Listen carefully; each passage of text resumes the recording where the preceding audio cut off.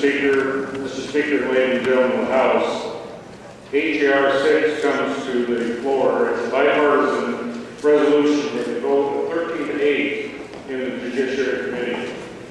This resolution is not new. The same language was submitted in the 83rd General Assembly, and ironically, it has the same designation of HJR6 again. A number of people will say this issue is before us because of the Supreme Court decision of Alons versus Green. But I believe we should review the facts. Similar language passed in the House in 2005, but that unfortunately failed in the Senate. Some people felt that we didn't really need to put a definition of marriage in our Constitution because we had that adopted in Chapter 595 of the Iowa Code. Assurances were given through early 2009 that the definition of marriage as the union of one man and one woman was a strong statement in our Iowa Code, and it would be a waste of time to work on the effort to place it on the ballot for the people to vote for an amendment to Iowa's Constitution. In fact, some of the people in leadership today who stood with their constituents and supported the definition of marriage in 1998 now oppose this effort to allow the people allowed to vote on the issue. What changed? What happened since 1998? Well, first we had a decision by a 3rd Judicial District Court Judge Neary in granting a divorce, which was later changed to a termination of a Vermont civil union between two lesbians. When this decision by Judge Neary was challenged and went to the Supreme Court, they upheld that decision even though civil unions were not a recognized relationship or civil contract in Iowa. I believe that signaled support in Iowa courts for same-gender issues to move forward. Following that, we had the Alons versus Green case in 2007 in Polk County District Court, giving a decision for same-gender couples to marry each other. That decision was upheld with a unanimous opinion by the Supreme Court concerning Chapter 595 of the Iowa Code. Now, in that case, our Attorney General did not defend Iowa law, approved by a strong bipartisan way, any bipartisan way, and supported by a vast majority of Iowans. I believe that sent a further signal to the court that upholding the Hansen decision in district court would be supported by the Attorney General's office and the Culver administration. We know the results now of the effort pushed by outside special interest groups to change Iowa's definition of marriage. Based on the Alons decision and an order of the court, county recorders were directed to issue same-gender marriage licenses with no possibility of avoiding that of moral convictions. The Culver administration also directed the Department of Public Health to change the wording on the marriage applications, marriage licenses, and marriage certificates to reflect the new direction for same-gender couples to marry.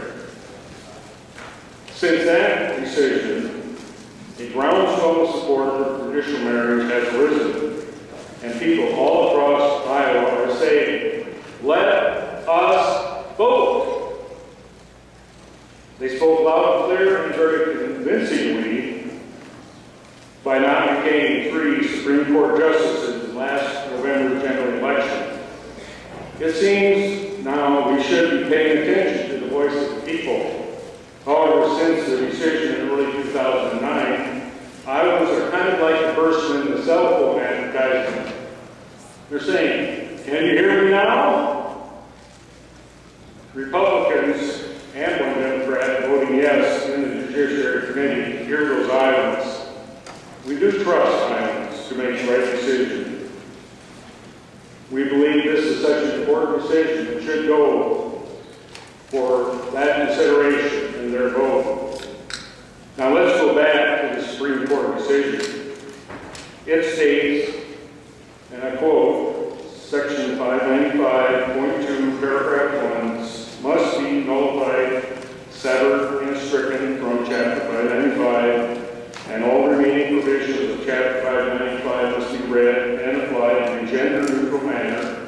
so as to permit same-sex couples to enter into civil marriage pursuant to said chapter.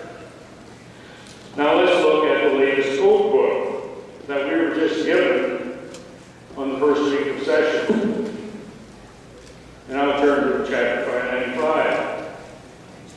Code book says in 595.2, related to gender and age, paragraph 1, only a marriage between a male and a female is valid. Written very distinctly in there yet.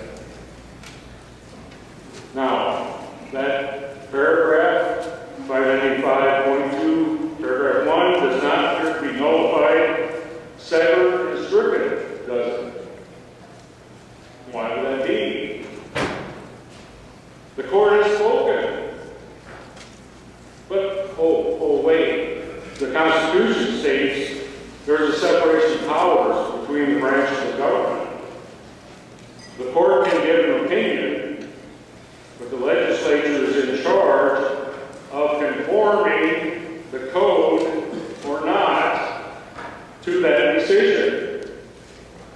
And the executive branch actually implements this code book when it's passed here in this House and in the Senate, and the governor signs it.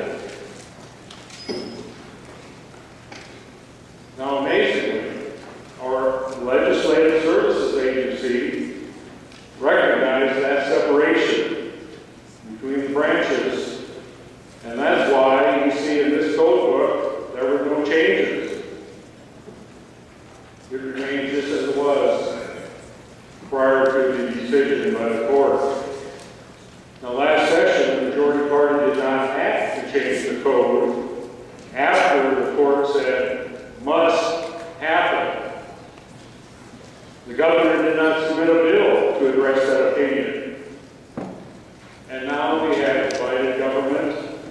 So I believe that portion of the code will remain as it is printed, because smiling agreement by one political party does not equal legislative action. The only way to rectify the overreach of the power of the court in this situation is to pass HJR6 in order for the people to vote on the definition of marriage.